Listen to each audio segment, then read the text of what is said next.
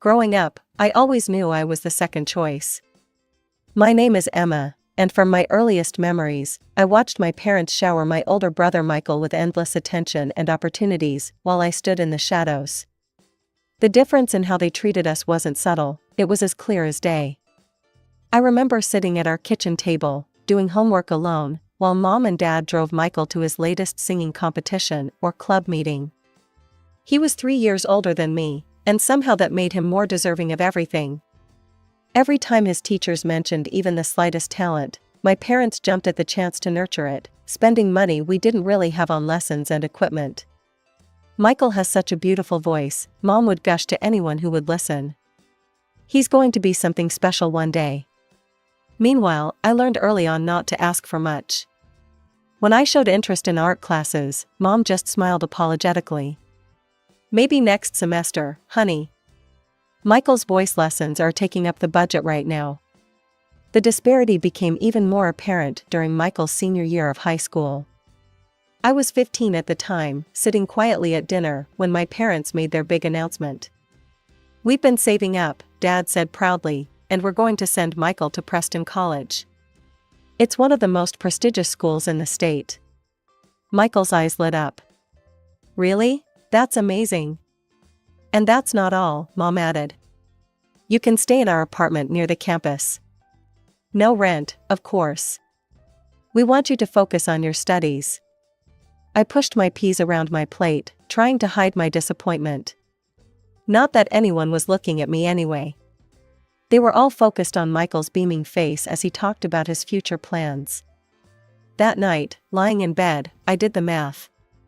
If they were spending this much on Michael's education and giving him a free apartment, there was no way they'd have anything left for my college fund. The realization hit me hard, but instead of crying, I started planning.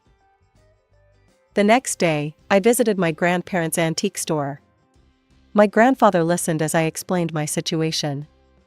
"Well, Emma," he said, studying me carefully, "I could just give you the money for college." He paused, stroking his chin thoughtfully. "But I think it would be better if you earned it yourself. How would you like to work here after school?" So that's how it started. While Michael packed up for his prestigious college adventure, I began working at the antique store. Every afternoon after school, I'd help catalog items, assist customers, and learn the business from my grandfather. My grandmother would bring me snacks and tell me stories about the vintage pieces we sold. My parents' reaction to my initiative was telling. When I told them about my job and my plans to save for college, they seemed relieved, almost grateful that I'd solved my own problem. 3 years of working at my grandparents' antique store flew by. Every afternoon spent dusting old furniture and organizing vintage jewelry had paid off. I'd saved enough money for college. When I graduated high school, there wasn't much fanfare, just a quiet dinner at home. But I didn't mind, I was proud of what I'd accomplished on my own. I enrolled in the local state college, choosing a practical business program that wouldn't drain my savings. The tuition was reasonable, and I even had some money left over. Living at home and taking the bus to campus wasn't glamorous, but it made financial sense.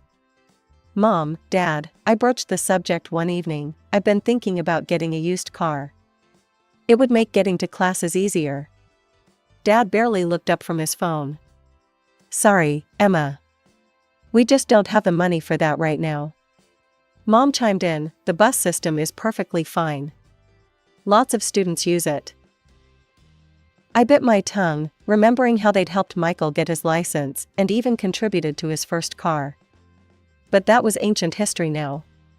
My first year of college passed quickly, and just as I was finishing my spring finals, our house erupted with excitement. Michael was graduating from Preston College. Mom and Dad threw him an elaborate celebration, inviting what felt like half the town. Our house was packed with relatives, friends, and neighbors, all there to celebrate my brother's achievement. I was arranging appetizers in the kitchen when Michael made his grand entrance with a pretty blonde woman on his arm. Sarah, his college girlfriend. They were beaming as they walked into the room, hand in hand. "Everyone," Michael announced, commanding immediate attention, "Sarah and I have some exciting news. We're engaged." The room exploded with cheers and congratulations.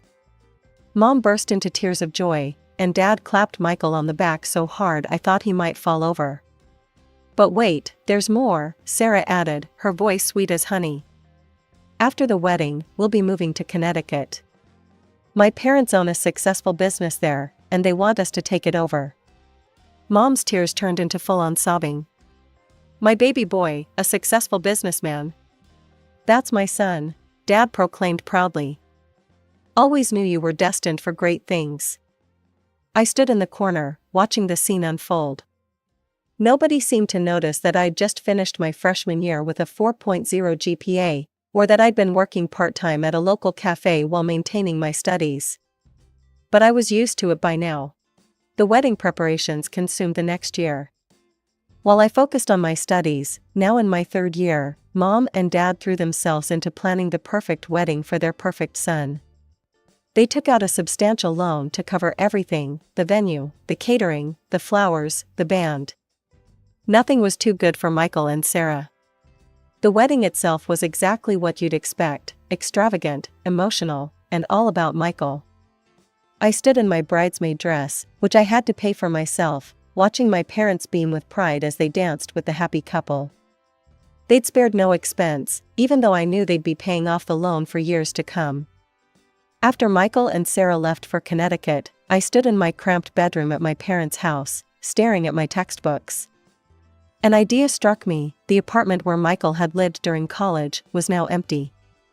It was perfectly located near campus, and it would give me some much-needed independence. I approached my parents that evening while they were watching TV. "Mom, Dad, since Michael's apartment is empty now, would it be okay if I moved in there?" They exchanged glances before Mom spoke. "Well, honey, you can move in, but you'll need to pay rent." The words hit me like a slap in the face. Rent? But Michael lived there for free. Dad shifted uncomfortably in his recliner. "That was different. We have the wedding loan to pay off now. We need the extra income." I couldn't believe what I was hearing. "I'm your daughter too," I said, my voice trembling slightly. "I've never asked you for anything. I worked for my college money. I take the bus everywhere. Mom held up her hand to stop me.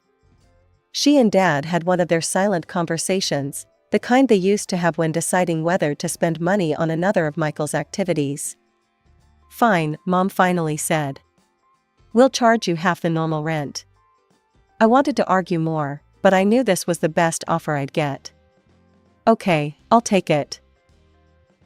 That weekend, I moved into the apartment. It still had traces of Michael everywhere: holes in the walls from his college posters, water rings on the coffee table from his late-night study sessions. I took extra shifts at the cafe to cover the rent, often working until closing time. Between classes, studying, and work, I barely had time to sleep. My final year of college passed in a blur of textbooks, coffee shop aprons, and midnight study sessions.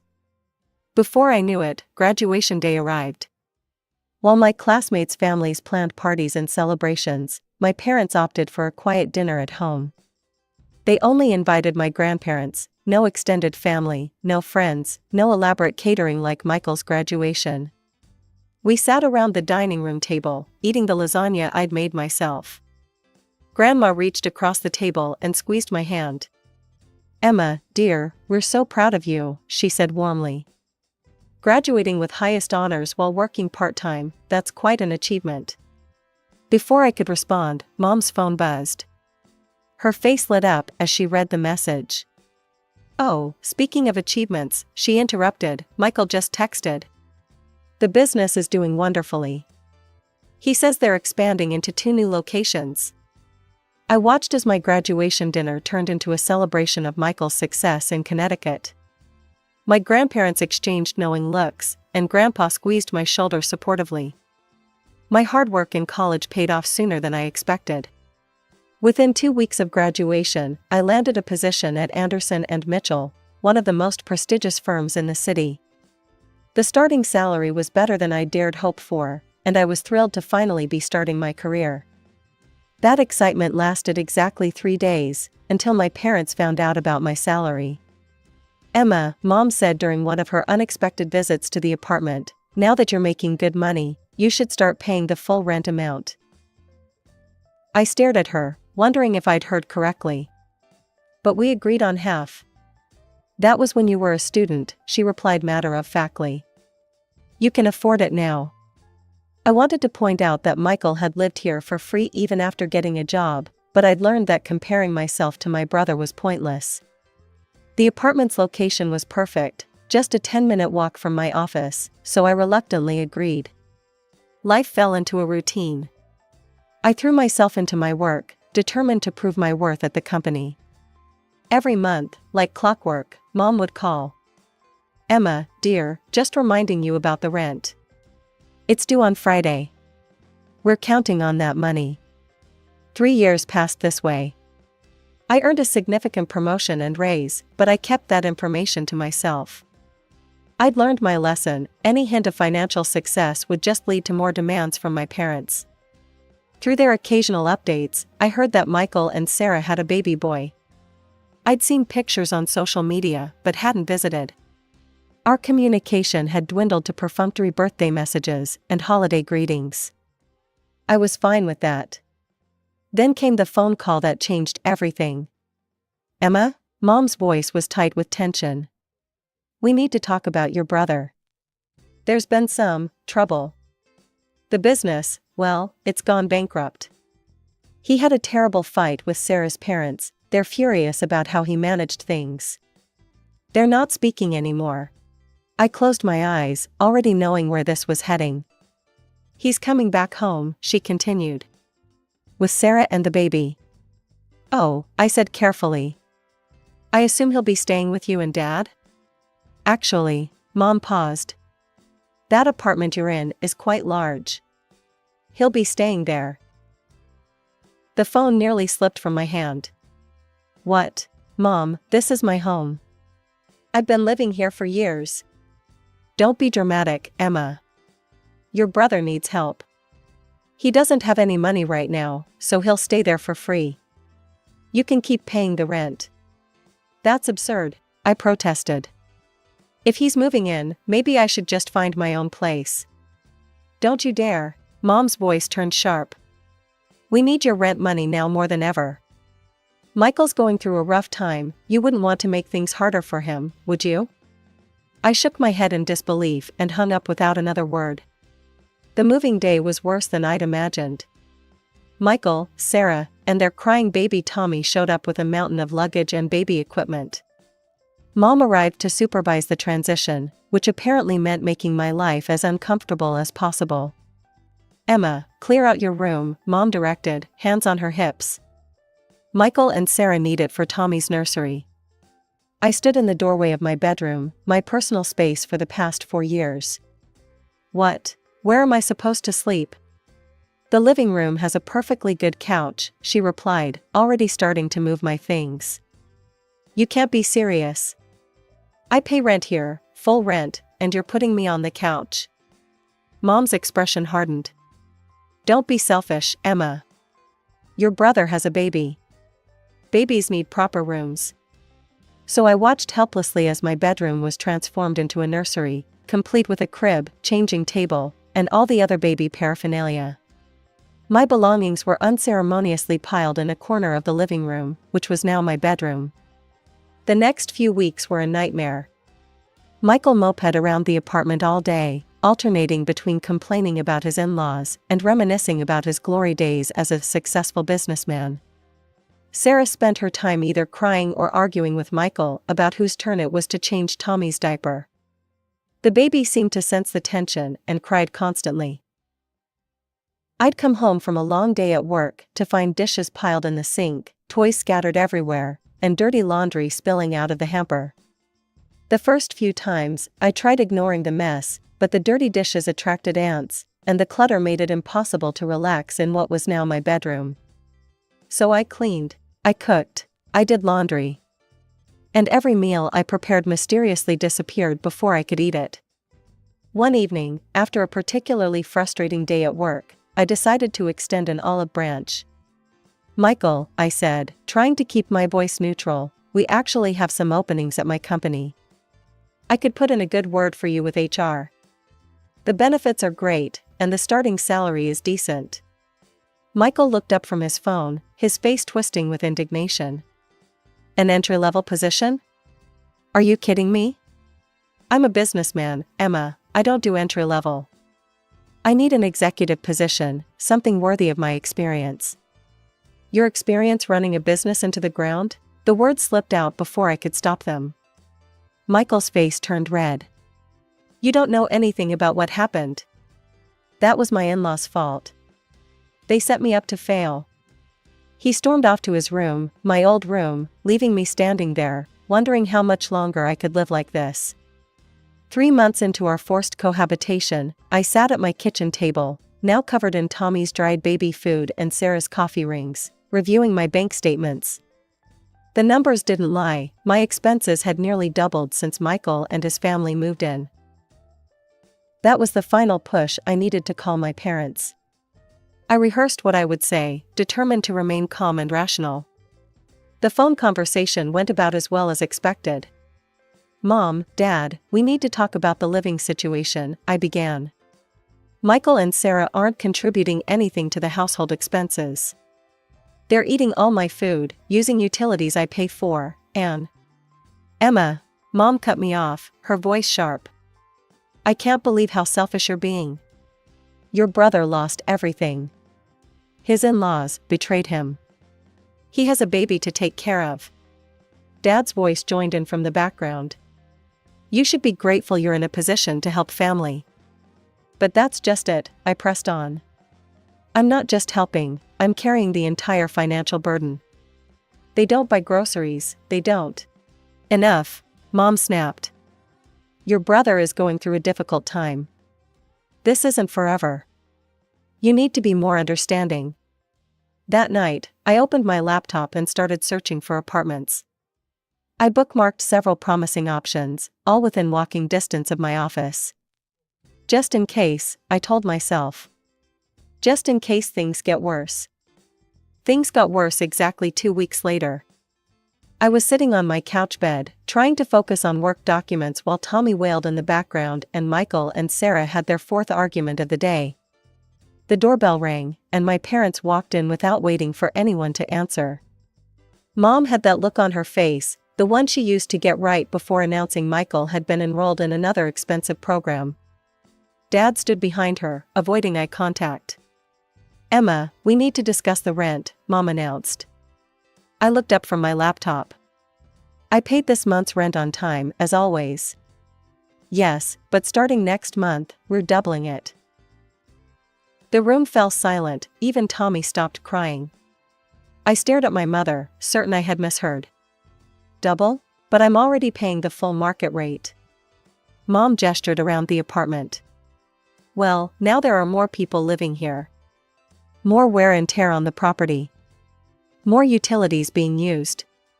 It's only fair that the rent reflects that. Fair? I couldn't help but laugh. How is it fair that I should pay double rent for being forced to sleep on a couch in my own living room? If anyone should pay more, it should be Michael. He's the one who… I'm not paying anything, Michael jumped up from his chair. This is ridiculous. I lost everything, and now you want me to pay rent? Of course not, sweetie, Mom soothed, before turning back to me with a harder expression. Emma, you have a good job. You can afford this. Your brother needs time to get back on his feet. I looked at each of their faces, Mom's stern expectation, Dad's awkward avoidance, Michael's entitled indignation, Sarah's smug satisfaction. 3 months of built-up frustration threatened to explode, but I swallowed it down. Instead, I simply nodded. Fine, I said quietly. Double rent, starting next month. Mom's face broke into a satisfied smile. She and Dad left shortly after, clearly pleased with how smoothly their announcement had gone. They had no idea they'd just given me the push I needed to finally make my decision. Later that evening, while trying to read a book on my uncomfortable couch bed, I overheard Michael and Sarah talking in the kitchen. They were trying to whisper, but their excitement made them careless. Can you believe it? Sarah giggled. Your mom just told me they're going to give us half of Emma's rent money every month. Michael's smug reply made my blood boil. Of course they are. They understand we need help right now. Emma makes plenty of money, she can support us for a while. This is perfect, Sarah continued. We get to live here for free, and we'll even have spending money. Your sister doesn't need to know. I lay there, gripping my book so hard my knuckles turned white. All this time, I'd thought my parents were just being unfair, but this was a calculated scheme. They weren't just enabling Michael, they were actively planning to use me to fund his laziness. I grabbed my laptop and pulled up the apartment listings I'd bookmarked. One caught my eye, a modern one-bedroom in a quiet building, actually closer to my office than the current apartment. The rent was exactly what I'd been paying before the proposed increase. I called the number immediately, trying to keep my voice down. Hi, I'm interested in the apartment on Cedar Street. Yes, I could come see it right now if that's possible. Perfect, I'll be there in 15 minutes. The apartment was everything I hoped for, clean, quiet, and Michael-free. I signed the lease on the spot and paid the security deposit with my emergency savings. Back at the apartment, I waited until everyone was asleep before quietly packing my essential belongings into 2 large suitcases. I left my furniture, it wasn't worth the hassle, and I could buy new pieces that didn't have memories of this mess attached to them. The next morning, I wheeled my suitcases to the door while Michael sat at the kitchen table, scrolling through job listings he had no intention of applying to. Going somewhere? He asked, barely looking up. Month-long business trip, I lied smoothly. Big project in our Cincinnati office. He just grunted, already uninterested. I moved into my new apartment that evening, ordering takeout and sitting on the floor of my empty living room. The silence was beautiful. No crying baby, no arguing couple, no guilt-tripping parents. Just peace. For the next month, I lived quietly in my new home. I bought a comfortable bed, a cozy couch that wasn't a bed, and kitchen supplies that only I would use. I cooked meals that stayed in my refrigerator until I ate them. I slept through the night without being awakened by Tommy's crying. Then, right on schedule, my phone rang with my mother's number. Emma, she snapped without preamble, why haven't you sent the full rent payment? We agreed on double, remember? I couldn't help but laugh. Actually, Mom, I know all about your little arrangement with Michael and Sarah. Were you planning to tell me that half my rent money was going straight into their pockets? That's none of your business. Your brother needs. No, Mom, I interrupted, still chuckling. What my brother needs is to grow up and take responsibility for once in his life. I've moved out, found my own place. The apartment is all yours and Michael's now. You what? She screeched. You can't do this. We need that rent money. Well, I'm sure Michael will step up and start paying rent now that he's had time to get back on his feet. I can't wait to see how that works out for you. There was a moment of silence on the phone after my declaration. I could almost hear the gears turning in my mother's head as reality finally sank in. Their reliable source of income was gone, and all they had left was their unemployed son who had never paid a bill in his life. Emma, sweetie, Mom's voice suddenly turned sugary sweet, a tone I recognized from childhood when she wanted something. Let's not be hasty. We can work something out. What if we go back to the original rent amount? That was fair, wasn't it? I settled deeper into my new couch, the one I'd picked out myself, in my own apartment, where no one could kick me out of my bedroom. No, Mom, that's not going to happen. But Emma, we're family. You can't just. Family? I interrupted. Is that what you call it when you scheme behind my back to funnel my money to Michael? When you kick me out of my own bedroom while I'm paying all the bills? When you've spent my entire life treating me like an ATM while treating Michael like royalty? That's not fair, we've always. Goodbye, Mom. I hung up the phone and blocked their numbers. That was 6 months ago.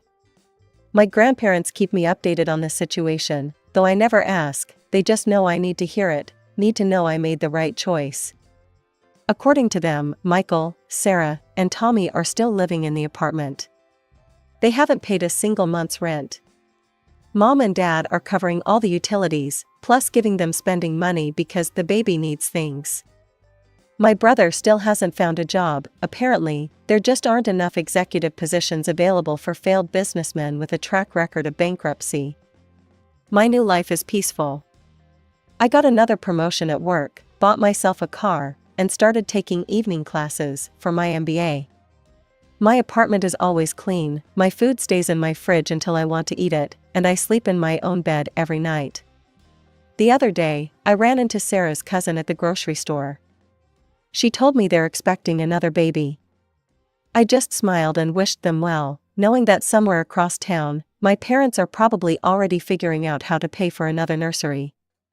But that's not my problem anymore. For the first time in my life, I'm putting myself first. And it feels absolutely right.